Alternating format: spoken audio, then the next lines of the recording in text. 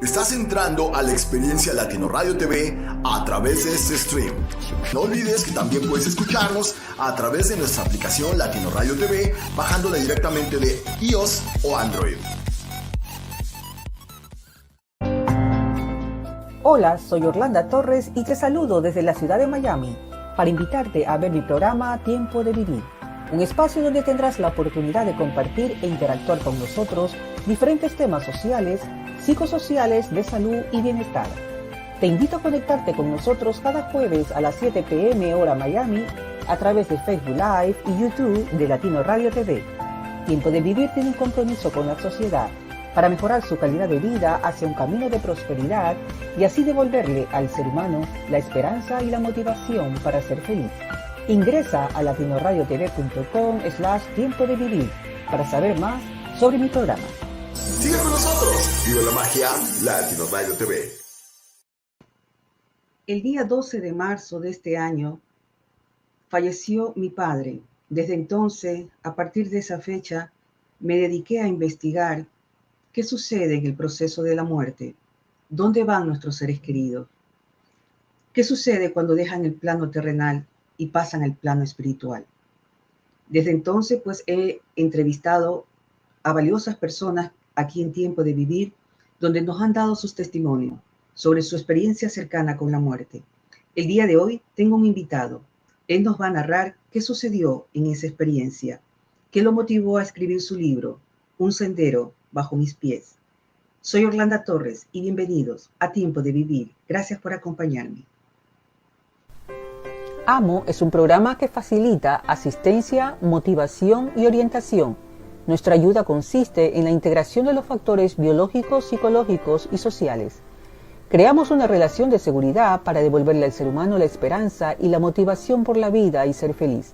Proporcionamos ayuda integral de forma individual y familiar, acompañándolos en el proceso para mejorar su calidad de vida hacia un camino de bienestar y plenitud.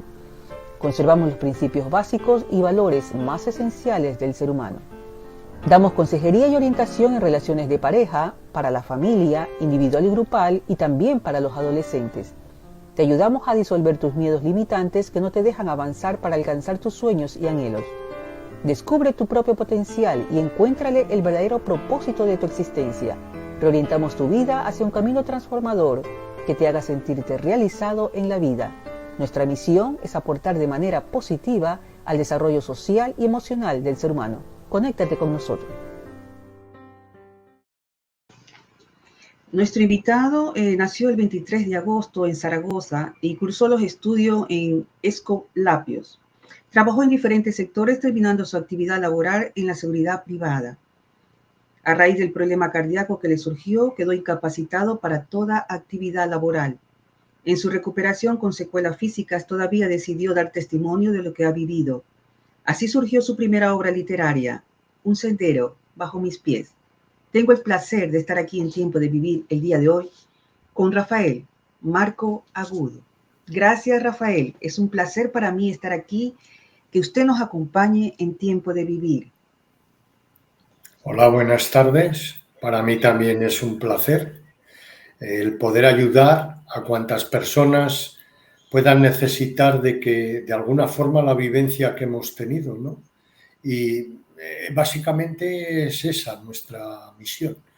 Por lo menos es a lo que yo me comprometí y pienso hacerlo mientras Dios me dé salud y pueda ayudar a los demás. Así es, maravilloso su compromiso, porque sé que ayuda a muchas personas. Bueno, a mí, como le indicaba hace unos minutos atrás, me tocó, y realmente pues desde aquel entonces, desde el fallecimiento de mi padre, me dediqué a investigar qué sucede después de la muerte o qué sucede con aquellas personas que han tenido esa experiencia cercana con la muerte. Rafael, lo primero que le quiero preguntar, ¿qué sucedió el 12 de febrero del 2012 a las 12 del mediodía? Bueno, pues básicamente yo me encontraba haciendo deporte en una entidad de aquí, de mi ciudad, lo practicaba regularmente y aquel día pues me decidí como un día más a acudir a unas clases y bueno, la clase empezó sobre las 11 de la mañana. duraba 3/4 de hora. Ya nunca había tenido ningún antecedente de ningún tipo, ningún problema físico. Llevaba muchísimo tiempo haciendo deporte, prácticamente toda mi vida, y jamás había tenido ningún problema de ningún tipo, ni cardíaco, ni físico, ni, vamos, de ninguna clase, ¿no? Entonces, como un día normal, pues antes de acudir al trabajo me dediqué a hacer deporte por la mañana, como tantos miles de personas que lo hacen a diario o prácticamente a diario. Entonces, serían las 11:30, pues yo noté, estábamos encima de la bicicleta y yo noté como una especie de vacío, ¿no? Una cosa extrañísima que no me había ocurrido nunca. Pero no le di importancia, seguí practicando, si acaso bajé un poco el nivel de intensidad, porque no sé, era algo extraño y tal, pero continué haciendo la clase hasta que la clase terminó, que eran las 12 menos cuarto. En aquel momento, pues me puse de pie. Yo creo que ese fue el momento en el que prácticamente la disección empezó a romper algo ahí dentro, pero yo no en ningún momento pensé que podía tener ningún problema físico. La clase terminó. Sobre las 12 menos cuarto me dediqué a hacer unos pocos estiramientos antes de ir a la ducha, y justo en ese momento, pues yo calculo, sí, es bastante aproximado decir que sería sobre las 12 en punto. Pues en aquel momento todo el mundo que tenía a mi alrededor de alguna forma se desvaneció. Ujú. ¿Qué ocurrió? Pues lo que ocurrió es que yo sentí una vibración muy fuerte, aproximadamente sobre las 2 sienes o los 2 oídos a la vez, y dicen las personas que había allí presentes, porque había, pues fácilmente podía haber 50 personas, pues que perdí el conocimiento. Ya. Lo que yo sentí en ese momento es como si me hubieran puesto de la cabeza a los pies ya lo diré, un velo negro que me cayó de la cabeza hacia abajo y lo cubrió todo. Automáticamente, instantáneamente, yo me encontré totalmente desplazado o sea, perdí la noción de dónde me encontraba, si era de día o de noche, y automáticamente me trasladé a otro lugar. El pensamiento que tengo yo sobre lo que ocurrió es que de algún momento, por lo que he podido leer a posteriori, he podido leer que esas sacudidas, esa vibración, ese zumbido que se nota, las personas que entienden de estas cosas dicen que es un desprendimiento astral, lo llaman ellos, ¿no? Ujú. Eso fue muy brusco, porque, ya le digo, no hubo espacio de tiempo y yo quedé en un lugar totalmente aparte de todo lo que se estaba desenvolviendo a mi alrededor.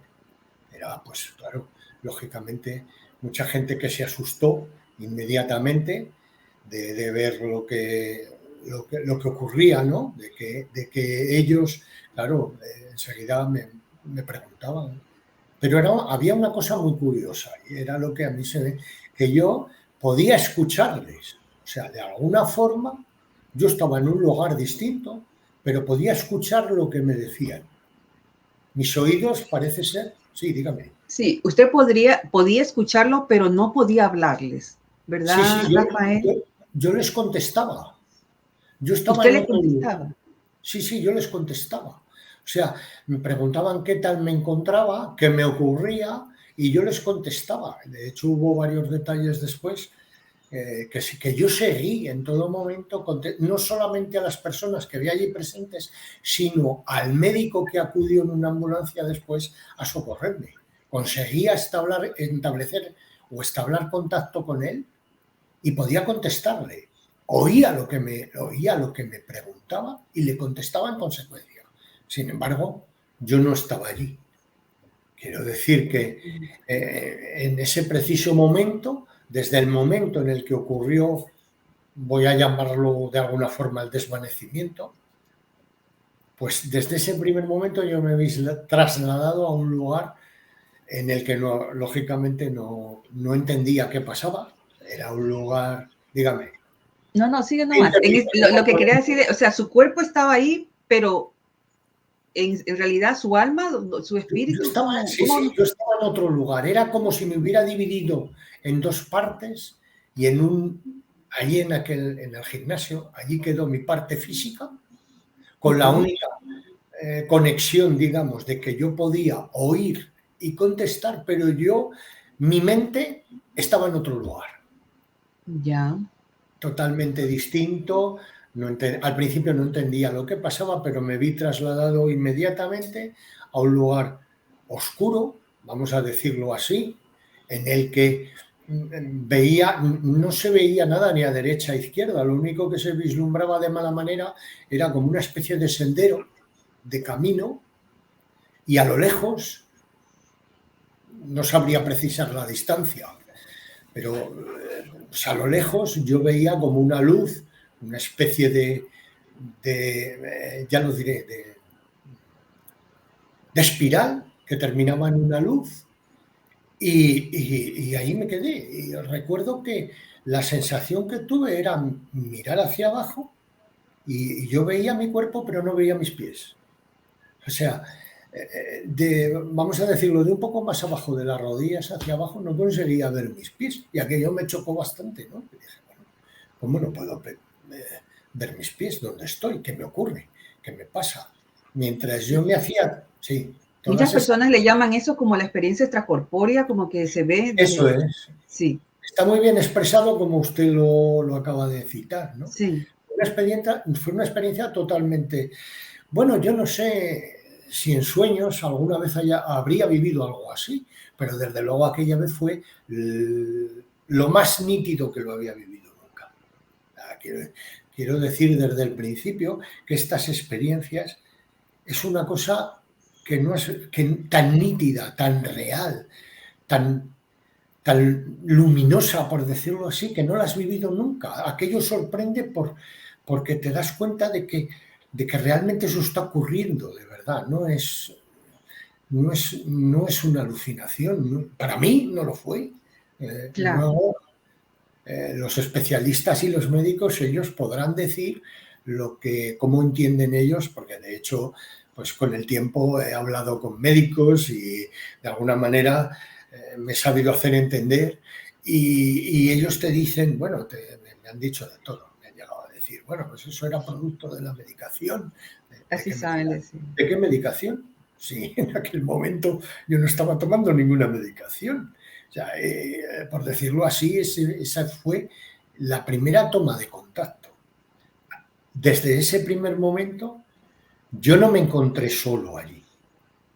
O sea, eso le iba a preguntar. ¿Quién encontró? ¿Quién lo recibió? ¿Quién encontró? ¿Algún familiar que habían partido ya anteriormente? Me di cuenta de que no estaba solo y al principio no supe, claro, pero en todo momento había una relación de paz. O sea, en ningún momento me sentí inquieto no sé, por intentar averiguar qué era o quién era lo que me acompañaba. No, fue una relación para mí de lo más normal. En ese momento pregunté qué ocurre, dónde estoy, qué me ocurre. Las primeras palabras no me hablaron con palabras, creo que esto también en algunos casos es muy común. No me hablaban es como con telepático, es algo, y esas preguntas suyas no son habladas, sino que son como también de la mente nada más, que se las hace a su interior. Pero es algo automático, o sea, quiero decir que no tienes que pensar cómo yo estoy hablando y no muevo mi boca, no, es algo que sale espontáneo, ¿no? Entonces pregunté y se me contestó, me dijeron, estate tranquilo, tu tiempo ha terminado, con estas palabras, no tienes dolor ni vas a sentir dolor, tu vida ha terminado y estamos aquí para acompañarte. Eso fue muy claro, clarísimo. Yo noté cómo me acompañaban dos seres, no era uno porque hablaban, tan pronto se dirigía hacia mí uno y el otro me tranquilizaba y me decía, sabían cómo me llamaba, sabían que me llamaron por mi nombre. Entonces me dijeron eso, que mi vida había terminado, que estuviera tranquilo, que no tendría dolor, que no había problema, que todo era una cosa lógica y natural.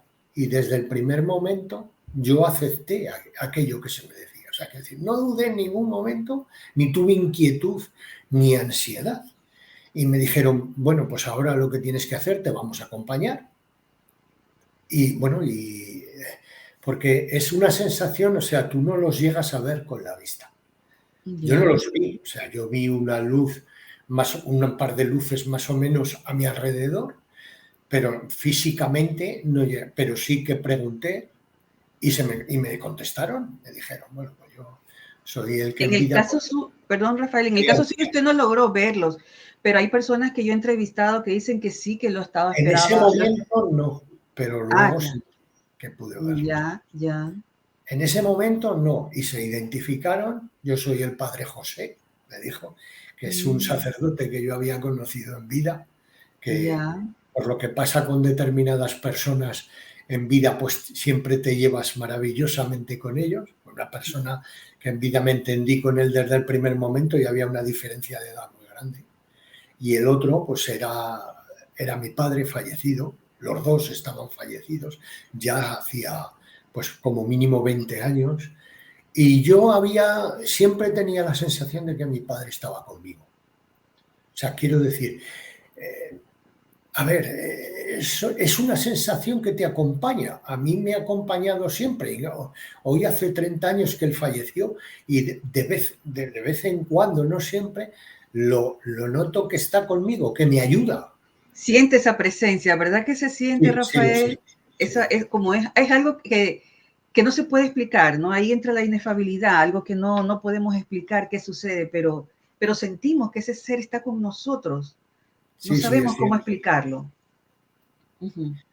Bueno, me puse en camino hacia la luz, porque era hacia donde debía de ir, con una tranquilidad absoluta, y de alguna forma todo aquello momentáneamente terminó allí, ¿vale? A partir de más adelante, cuando todo lo que sucedió a mi alrededor en la parte física que yo me había dejado en este lado, pues claro, aquello fue un revuelo tremendo, hubo muchas coincidencias fortuitas, bueno, que son difíciles de creer, casi imposibles, ¿no? Ya como que el sanitario estuviera allí, el sanitario no, era un médico, con una ambulancia, presto no a atenderme a mí, estaban atendiendo a otra persona. Y en ese momento, ante la gravedad de la situación, pues subieron rápidamente y esperaron, con la otra persona esperaron a que viniera otra ambulancia a atenderme y a mí me atendieron al instante. Bueno, pues esa persona que vino, pues era un primo de mi esposa, que es médico, y en concreto él va en un helicóptero del 112. Aquel día no iba en el helicóptero, iba en la ambulancia. Había pedido un cambio. Sí. Había como una coincidencia que todo estaba debidamente planificado como para preparar esta situación que ya se iba a dar y que usted no lo sabía. Yo qué voy a saber, era un cúmulo de circunstancias que una detrás de otra, luego con el tiempo me llevaron a pensar que eso no era una coincidencia. O sea, claro. Después de todo aquello, bueno, y luego otras cosas posteriores que ocurrieron después, ¿no? Aquello no fue una casualidad. También me he encontrado muchas personas que me han dicho, no, hombre, eso es un fruto de la casualidad. Pues me va a perdonar, pero yo no creo en la casualidad. Yo creo en la causalidad. Causalidad. Exacto. Así es. En la casualidad, no. Porque aquello, bueno, se podía dar una coincidencia, se podían dar, pero tantas casualidades, me cuesta creerlo. Obvio, claro que sí. Bueno, y pues, entonces, sí. Usted va a la ambulancia, lo llevan al hospital. Me llevan rápidamente a la ambulancia porque el facultativo que había allí era perfectamente consciente de que lo que había era muy grave. Él pensó, luego hablando con él, porque claro, yo de vez en cuando lo veo, ¿no? Somos casi familia y estamos en contacto, no muy directo, pero y él me dijo que claro, que él pensó en todo momento que era un ictus lo que a mí me había dado. La primera noción, entonces, claro, pero era igualmente grave, o más grave si cabe, ¿no? Claro.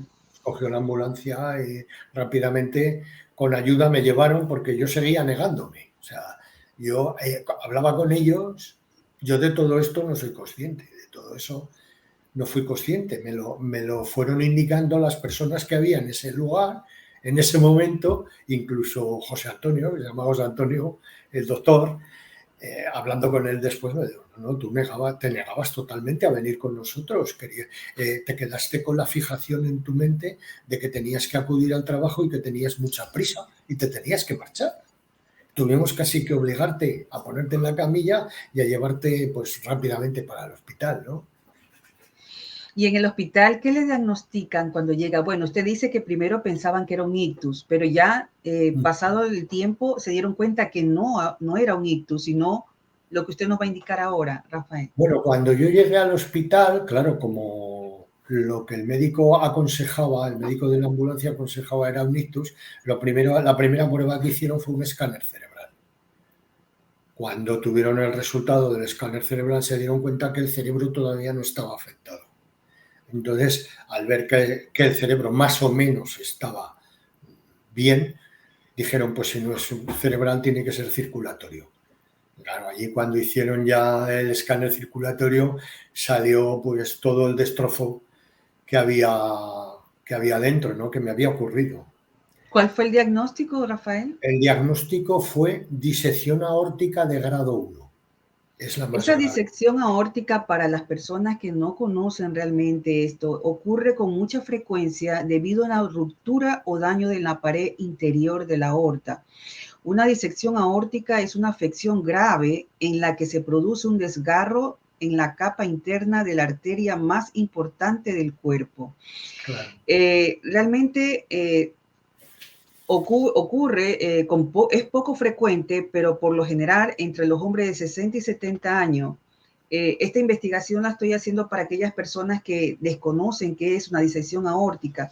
Y también los síntomas son dolor intenso, repentino en el pecho. No sé si a usted le dio, Rafael nos indicará después. Dolor en el estómago, también pérdida de conocimiento, falta de aire y síntomas similares a un accidente cerebrovascular, como problemas de visión repentino, dificultad al hablar y debilidad, pérdida de movimiento, parálisis de un lado del cuerpo, ¿no?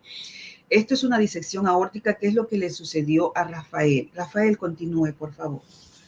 Bueno, le puedo decir que yo no tuve ninguno de estos síntomas, porque si hubiera tenido cualquier síntoma de estos, que en sí mismos ya son graves, pues lógicamente habría parado de hacer el ejercicio y me habría preocupado sobremanera y bueno, habría buscado alguna solución de emergencia, ¿no? Pero yo no noté nada, o sea, todo fue tan rápido y tan tremendo que no dio tiempo absolutamente a nada. Es más, la disección aórtica, como usted muy bien lo ha indicado, la aorta es una válvula que tenemos justamente encima, alojada justamente encima del corazón. Entonces, por medio de esta válvula salen todas las bifurcaciones de las arterias que van a parar a lo más importante que tenemos. Léase la carótida, el pulmón, el hígado, el riñón, en fin. O sea, si eso falla, la suspensión de la vida prácticamente es, no voy a decir automática, pero casi. Bueno, yo leí en realidad que cuando suceden estos casos, el fallecimiento es inmediato. Sí. Es inmediato. O sea, lo que sucedió con usted no lo podemos explicar. En realidad, pues no hay palabras, no, porque usted no presenta síntomas y encima, pues, tiene vida, Rafael. Sí, sí. Bueno, en el informe médico relataban claramente la dimensión de la disección aórtica, que era 80 milímetros de largo por 70 de ancho. O sea, aquello era pues de un tamaño así. Entonces, vamos, no es un aneurisma aórtico es un poro, un pequeño agujero que se le hace a una persona y por ahí, pues bueno, se desangra, ¿no? Y por ahí ya en sí el aneurisma es muy grave, pero una disección de ese tipo, si es que lo lógico y lo normal es que yo me hubiera desangrado en un par de minutos. Exactamente. Y la muerte fulminante, la muerte Sí, sí. fulminante, porque eso es los estudios realizados al menos lo dicen así. Entonces usted ya entra, tengo entendido que a usted lo llegan a operar, ¿verdad, Rafael? No, hubo ¿No? problemas. Al Ya. principio, cuando los médicos vieron la gravedad, Ujú. se atuvieron al protocolo médico. Ya. ¿Vale? El protocolo médico no es ni más ni menos que era mortal de necesidad. Entonces ellos, cuando ven que las posibilidades de curación o de operación o de un relativo éxito de esta intervención, pues cuando ven que no hay posibilidades, directamente aplican el protocolo. ¿Qué quiere decir el protocolo? Pues el protocolo quiere decir que es inoperable. Claro. ¿Qué hacen en estos casos? Yo en otros sitios no lo sé, pero entonces aquí en España lo que hacían era dejar fallecer al enfermo. ¿Por qué? Pues porque calculan que en 5 o 10 minutos esa persona ha fallecido y ya eh, es más largo el tiempo el que cuesta llevarlos al quirófano prácticamente que lo que la persona se mantiene con vida. Si a eso le sumamos que ellos sabían que se estaban enfrentando a una operación como mínimo de 10 o 12 horas, es lógico pensar que su primer pensamiento fuera aplicar el protocolo médico, que es lo que hicieron. O sea, lo separaron prácticamente para que usted Eso, tenga, como quien dice, una muerte digna. eso es, cuando tuvieron el diagnóstico y lo tuvieron claro, me apartaron, sí. ¿Qué sucede después que ellos cambian de opinión? ¿Por qué Cambian de motivo ellos opinión, llegan a cambiar de opinión? cambian de opinión porque mi esposa, advertida o avisada por su prima, pues le había dicho que pasaban corriendo a recogerla a casa y que me subían para el hospital. Entonces, este José Antonio, el médico familiar, se quedó allí en urgencias esperando a que algún familiar llegara, porque era primero consciente de la gravedad, sabía de la negativa inicial de los médicos a hacer cualquier cosa porque no daba lugar. Y esperó a que vinieran allí su esposa y mi esposa. Claro, cuando mi esposa llegó, enseguida es usted tal, la pasaron rápidamente donde me tenían aislado y allí le explicaron la situación. Le dijeron que lo sentían, que lo que le había ocurrido a su esposo es lo más grave que le puede pasar a una persona.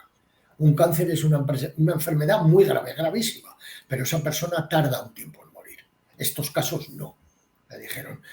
Hace 5 minutos hemos estado con él dentro, ya no tenía constantes vitales, ya prácticamente, mire, en estos casos cuando el enfermo dura unas horas, lo que hacemos es lo trasladamos a la UCI y allí esperamos o esperan a que la persona en sí misma, como usted dice, fallezca. Pero en su caso es tan grave que no hemos considerado ni la prerrogativa de coger y llevarlo. Lo hemos dejado aquí, entre usted, despídase si puede, porque nosotros hemos estado, ya no respondía, ya no le hemos mirado constantes, en fin, todo ese protocolo que aplican los médicos cuando quieren saber fehacientemente si una persona ha fallecido o no. ¿No? Lo habían aplicado hacía 5 minutos y no había respondido. Claro, imagínese, antes de nada quiero decir que dentro de la gravedad de lo que yo pasé, Ujú. creo que la que peor lo pasó y la que más vivió con mucha ansiedad fue mi esposa, a la que le debo la vida, porque si no hubiera sido por ella, yo hoy no estaría aquí hablando con ustedes. Siempre los familiares, parece mentira, pasamos muchísimo cuando vemos a nuestro ser querido que está en esas situaciones y que no sabemos si se nos va a ir. En algunos casos pues se van y en otros, como usted, sucede un milagro. Rafael, vamos a un receso y luego de este receso quiero que nos siga comentando sobre su experiencia que tuvo. Estamos hablando con Rafael Marco Agudo sobre su experiencia cercana con la muerte. El tema de hoy, la muerte es el comienzo de una nueva vida. Gracias por acompañarnos. ¿Quieres saber quiénes están detrás de los micrófonos de latinoradiotv.com? Bueno, sigue nuestra programación. Pensamiento y reflexión. Coaching a tu servicio. Crecer para trascender. Actitud y pasión. Metamorfosis. On Radio. Con aroma de café.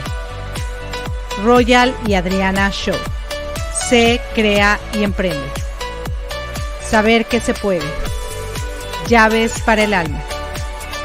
Tiempo de vivir. La cultura y el mundo. Versatilidad Music. Tejano Music Show. Amor infinito.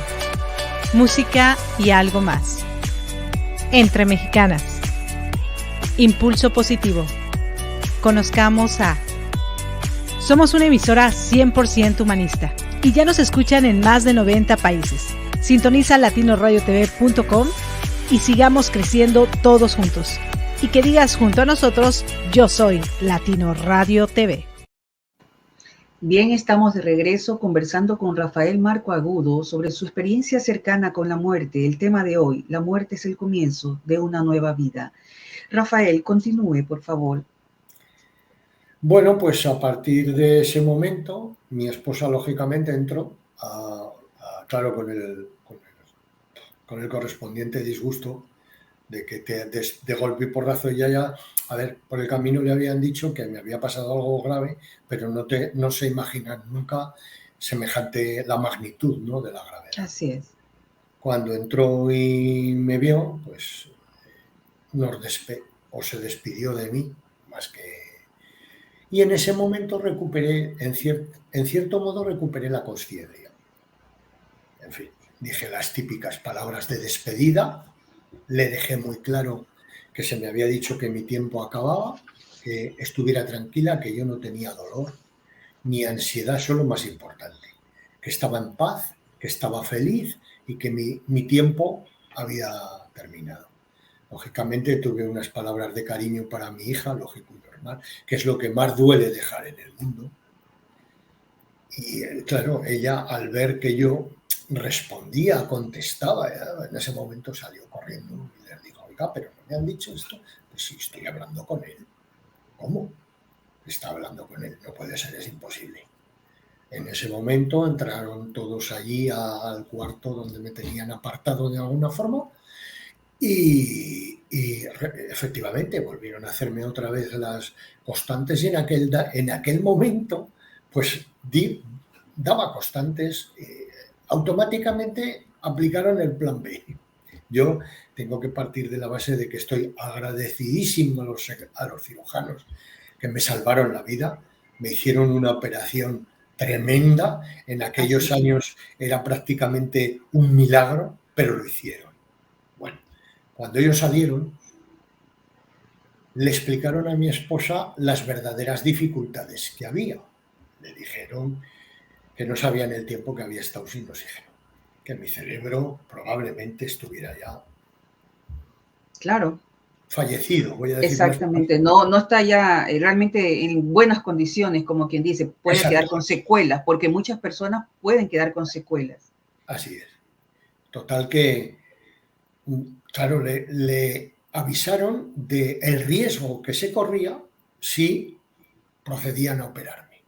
Con toda probabilidad me quedaría en el quirófano. Había un 90%, ellos lo dijeron, de posibilidades de que no soportara la operación a la que me tenían que someter, que calculaban que era 12 horas. No se equivocaron, luego fueron 12 horas, otra vez el 12.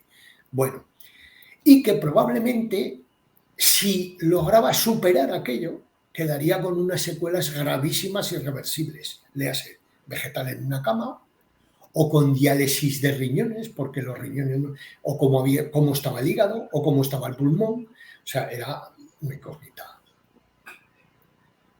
Ella los convenció, les hizo cambiar de opinión y lo que hicieron fue, pues, dejarla allí firmando autorizaciones y papeles y ellos llevárseme corriendo al quirófano. Esto sería sobre la 1:30, a las 2 del mediodía y... efectivamente, me sacaron del quirófano a las 2 de la madrugada, más o menos. Y cuando usted sale de la operación que duró 12 horas, ¿cómo sale usted, Rafael?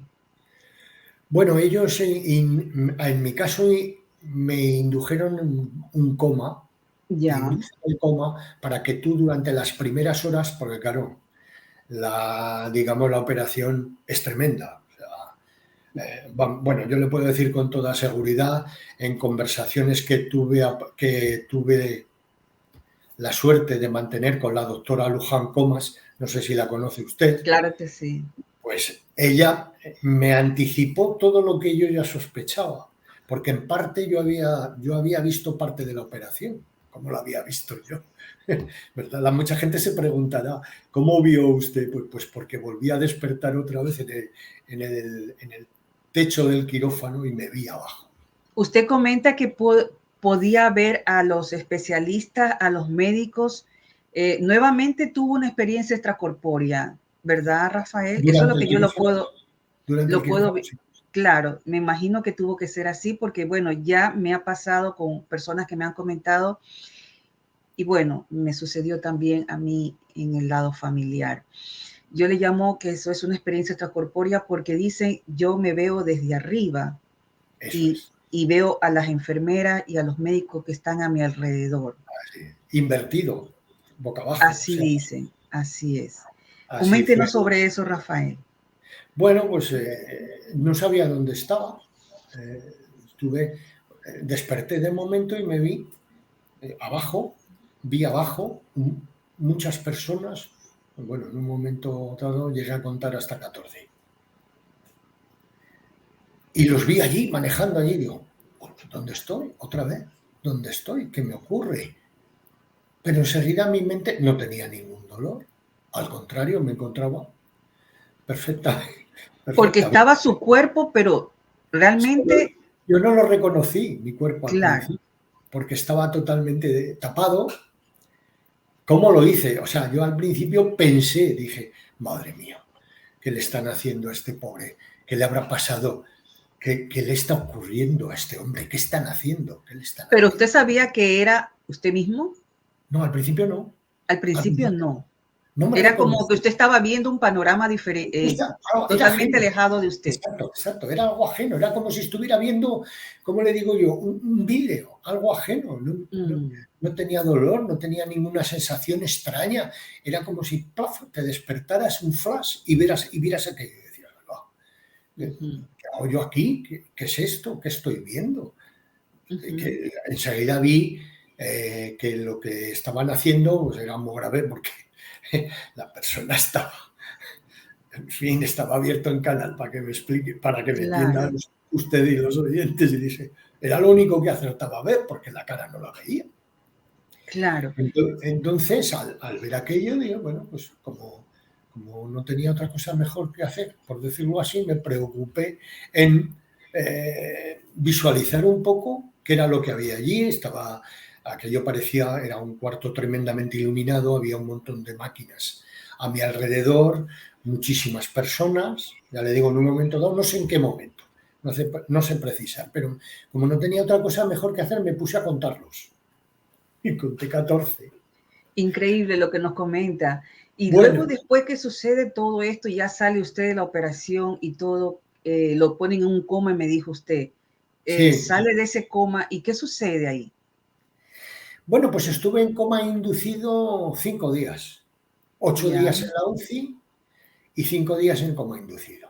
Bueno, el procedimiento fue que ellos durante los primeros días te mantienen el coma inducido. Esto sí que lo hacen con medicación, ¿vale? ya. Porque eran tan graves las heridas. Es tan fuerte lo que son que seguramente no lo podrías soportar. Entonces te mantienen en el coma inducido y ellos van probando poco a poco. En mi caso así fue. O sea, a los 2 días hicieron la primera prueba. ¿Cómo lo hacen? Lo que hacen es bajan poco a poco la medicación con la que te inducen el coma y lo que hacen es bajarla y esperar a ver el despertar si tú por ti mismo despiertas. Ujú. Pues abreviando, durante las 3 primeras veces lo intentaron y lo que vieron no les gustó, que lo volvieron a inducir, el coma. Ya. Mi esposa todo esto me visitaba todos los días en la UCI, por la mañana y por la tarde. Al ver mi caso, ya para todos los médicos que había y las enfermeras era un caso, a mi esposa le decían que era el milagro de la UCI y le permitían ciertas licencias que por suerte o por desgracia no permitían a otros familiares de otros enfermos. ¿Qué tiempo, perdón Rafael, qué tiempo dura usted en este proceso? Aproximadamente ya que termina todo y usted puede salir. Entre el hospital y la UCI, pues 15 días, no llegó. 15 días. A los Entonces 8 días, ya usted puede despertar bien y los médicos se asombran, asumo yo, de ver este cuadro que realmente no se lo esperaban. A partir del quinto día que ya consiguieron el despertar, que ellos más o menos vieron que la cosa podía funcionar, ese día ya no me volvieron a inducir el coma. Entonces lo que hicieron desde ese primer momento es empezar a hacer pruebas de todos los órganos a ver cómo funcionaban uno por uno. El cerebro, el pulmón, el hígado, los riñones, en fin, todo eso. Como ellos ven que todo está bien en usted, ya le dan el alta, ¿verdad? Sí, y usted regresa a casa. Sí, regresé a casa. Bien, sí. Dígame.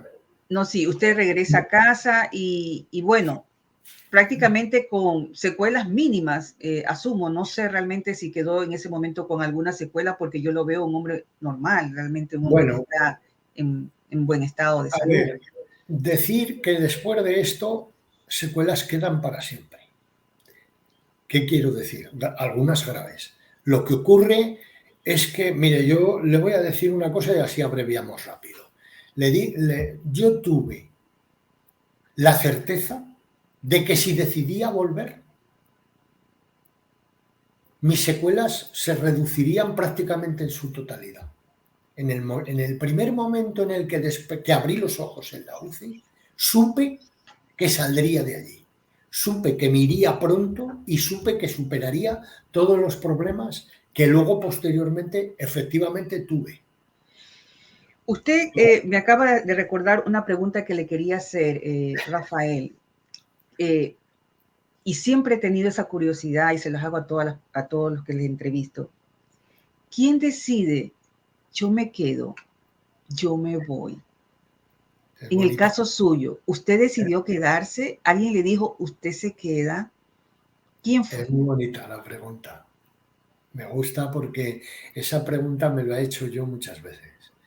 Y así como en el principio se me dijo que mi vida terminaba, después de alguna forma se me dijo que podía elegir.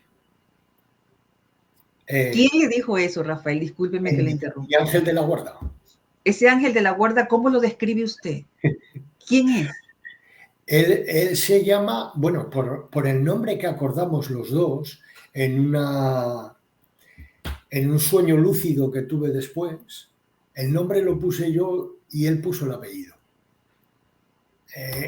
Porque a partir de que esto me ocurrió, yo soy otra persona. Yo no soy la misma persona. Entonces, eso también le iba a preguntar, porque veo que muchas personas cambian, ya no son las mismas cuando tienen esta experiencia cercana con la muerte. Me han ocurrido y me ocurren una serie de circunstancias que cambian totalmente mi vida. Entonces, una de ellas es el entablar contacto con este ángel, al que yo le puse nombre. Él me dijo, yo en un sueño lúcido que tuve un día que, si leen el libro lo sabrán, en la desesperación del dolor, de la lenta recuperación, porque prácticamente estuve 5 años, yo lo voy a decir, llegó un momento que me rendí como ser humano. Ya no podía llevar aquello. Y me rendí. En aquella noche, en la que estuve prácticamente en vela toda la noche, porque el dolor no me dejaba dormir, yo imploré. ¿Eso fue después de la operación? Sí, esto fue a posteriori, sería 6 meses o 1 año más tarde. Ya. Imploré que lo sentía mucho, pero que no podía seguir. No nombré ninguna palabra, quiero decir, no nombré el suicidio ni nombré nada de aquello. Pero yo, francamente, estaba agotado, no podía más. Ya. justamente aquella noche se me apareció mi ángel de la guarda. Me certificó que él estaba siempre allí y le pregunté cómo se llamaba. Digo, ¿cómo te llamo? ¿Cómo te vas a llamar? Y me dijo, ¿cómo quieres que te llame? Dice, mi nombre no importa. Y le dije, hombre, pues a mí un nombre terrestre que me gusta mucho es Santiago. Y me dijo, de acuerdo, a partir de ahora, para ti me llamaré Santiago. Dice, pero el apellido lo pondré yo. Y yo le dije, ¿qué apellido ha pensado? Y me dijo, Robles. Ese es el nombre al que le puse al libro. O sea, Santiago Robles. Fue por eso, porque aquella noche fue otro sueño que no fue un sueño, que fue una experiencia. O sea, aquello fue algo más que un sueño. Desde entonces acordé varias cosas. Una de ellas sería que escribiría el libro, porque fue cosa que me dijo, tienes que contar lo que te ha ocurrido. Digo, pero si no me van a creer, porque durante un tiempo lo estuve escondiendo. O sea, a nadie le comenté pues las vivencias que tuve y las posteriores. Incluso hoy me cuesta trabajo hablar de las vivencias que puedo llegar a tener hoy día. Yo siempre he sido sincero en el sentido de que hay mucha gente que dice que todo esto lo controla. Yo lo siento mucho, pero no es así. Esto Sí, es algo... muchas personas no lo creen, realmente son incrédulos ante esta situación que viven muchos de ustedes con la experiencia cercana con la muerte. Y bueno, hasta la ciencia no lo ha aceptado. En algunos casos ya muchos médicos están haciendo estas investigaciones, como la doctora Luján, como usted lo acaba de indicar, y bueno, otros médicos más también, ¿no? El doctor Juan José López Martínez, que yo tuve el privilegio de entrevistarlo aquí. Bien, nos quedan ya casi pocos minutos, no tanto, pero sí quisiera concluir con hacerle unas preguntas. Hay personas que me han comentado que sí, que cuando pasan en ese estado que van al plano espiritual, viene alguien o ven a un personaje grande o algún familiar le dice, no es tu momento todavía, tú no puedes estar aquí, tú tienes algo que cumplir, tienes una misión, tienes algo que todavía realizar en la tierra, como quien dice, y por eso no puedes quedarte. Según el doctor Juan José López Martínez, él dijo, él quería regresar porque tenía que todavía, creo, cumplir algo, pero que él regresaba sano, ¿ya? En el caso suyo también, bueno, en este caso, pues, usted dice que, bueno, fue su ángel de la guardia, ¿no? Con quien usted tuvo ese contacto, porque no tengo claro cuando usted tuvo ese desplazamiento, quién le dijo en el otro plano, aquí no te puedes quedar o tú tienes que regresar, ¿no?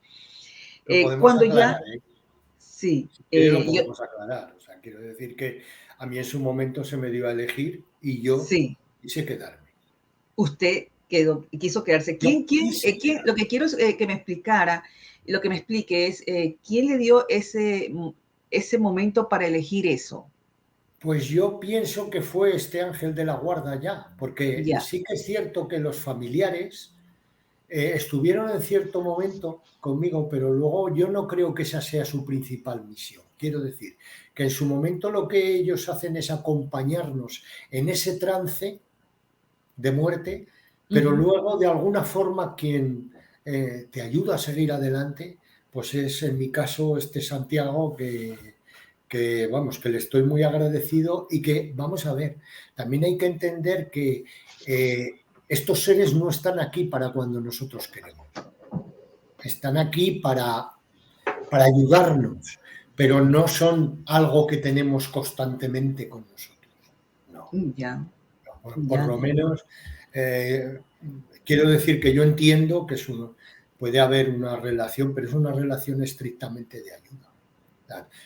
En mi caso, yo no considero que él esté ahí a todas horas. Él está cuando de corazón tú lo llamas y lo necesitas. Entonces es cuando él acude.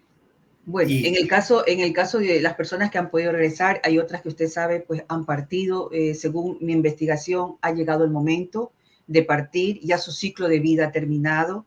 ya pues como quien dice su cuerpo está cansado y esa persona debe de descansar en el caso de las personas que han tenido que partir.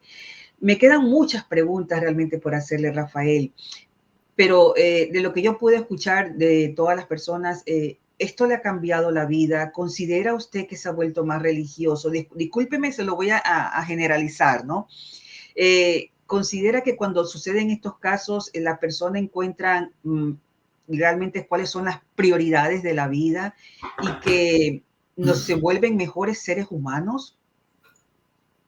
Totalmente. Yo era una persona totalmente diferente. De hecho, cuando se me ofreció la posibilidad de volver o quedarme, yo cambié de opinión cuando se me dijo claramente que si no cumplía lo que había venido a hacer, tendría que volver a hacer lo mismo.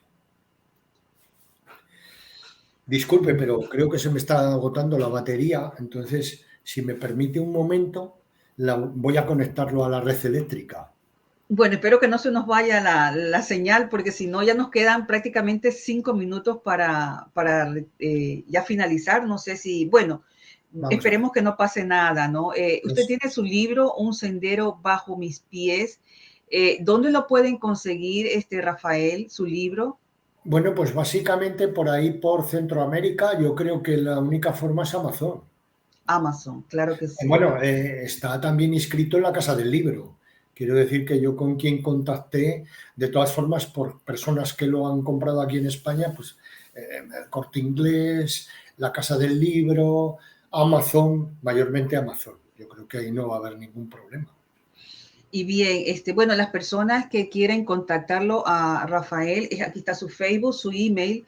Quien quiere también tener su libro, Un sendero bajo mis pies, lo pueden conseguir a través de Amazon. Ahí pues nos narra, me imagino, parte de esta historia de cómo fue su experiencia que tuvo con la experiencia cercana con la muerte. Y yo quisiera que me cerrara diciéndome por qué este título, Rafael. Porque realmente me quedé con la sensación de que en ese primera contacto que tuve con el otro lado, no me veía los pies. Entonces realmente lo que recorres hasta que llegas a la luz es un sendero. Y lógicamente estaba el sendero bajo mis pies, pero yo no veía mis pies. Decidí ponerle ese título y creo que es bastante correcto, no sé. Depende, a cada persona le gustará una cosa distinta. ¿Qué considera usted que va a aportar su libro a las personas que lo lean? Bueno, pues lo más importante es entender que no debe uno nunca jamás pensar en quitarse la vida. Básicamente eso. Yo no lo digo claramente en el libro, pero lo insinúo. Entonces, creo que es muy importante que todos somos importantes en este mundo, que hemos venido a hacer un trabajo, un tipo de trabajo y otros otro, pero que todos somos importantes. La muerte nos ha de llegar a todos, no hay otra solución, pero que si uno ha tenido una relación con sus familiares más cercanos, con sus seres queridos, ellos están dentro de lo posible ahí. No estamos solos, nadie muere solo. Nadie muere solo. Creo que básicamente lo más importante para mí es que la gente sepa el error que comete cuando piensa en el suicidio. Así es. Y que en realidad todos somos importantes. Todos, absolutamente. Y que debemos de vivir siendo buenos seres humanos, que es algo que realmente las personas no lo llegan a entender. Y muchas cometen tantos errores. Sí. Estamos casi fuera de tiempo, pero una cosa de la que yo le quería hablar es de que a raíz de lo que a mí me ocurrió, yo he aprendido a sentir con mi corazón. ¿Qué quiero decir con esto? Nuestro cerebro es muy importante, es lo más importante que tenemos, pero nuestro cerebro algunas veces nos engaña. Lo que nunca nos engaña es nuestro corazón. Y cuando por la meditación, en mi caso, consigues contactar con tu corazón y tu corazón es el que realmente sientes y te dejas llevar por él en la vida, estás más cerca de no equivocarte que de hacerle caso a tu cerebro, porque tu cerebro muchas veces no nos dice la verdad. nuestro cerebro piensa en el pasado y nuestro pasado no es nuestro futuro. Hemos de vivir el día a día y la mejor manera de vivir el día a día es pensando con nuestro corazón. Hoy día la ciencia ya sabe que no solamente las neuronas y la sinapsis no solamente la tenemos en nuestro cerebro, está en nuestro cerebro, pero también está en nuestro corazón y en nuestro intestino. O sea que usted nos aconseja que los seres humanos deben de dejarse llevar por lo que el corazón nos dicta. Efectivamente, creo que el corazón se equivoca bastante menos que el cerebro. Yo pienso así, ¿cómo llegué yo a tener ese contacto con el corazón? Pues fue dándome cuenta de que me hubieran hecho lo que me hubieran hecho, me hubieran puesto las arterias artificiales que me hubieran puesto, que de hecho las llevo. Lo que tenía que hacer era vivir con él el resto de tiempo que me quedara a mí viviendo en este mundo. Y que lo que mejor que podría hacer era llevarme bien con él. Eso me estableció un contacto con él. Y sé que muchas veces él es el que me dice lo que tengo que hacer. Y le diré que en raras ocasiones se equivoca. Bueno, ya que se le dio el privilegio de estar aquí con nosotros todavía, espero que siga este testimonio que usted ha dado el día de hoy aquí en Tiempo de Vivir, lo siga transmitiendo para otras personas que sé que será de gran utilidad. Rafael, Tiempo de Vivir, le agradece enormemente su estancia aquí.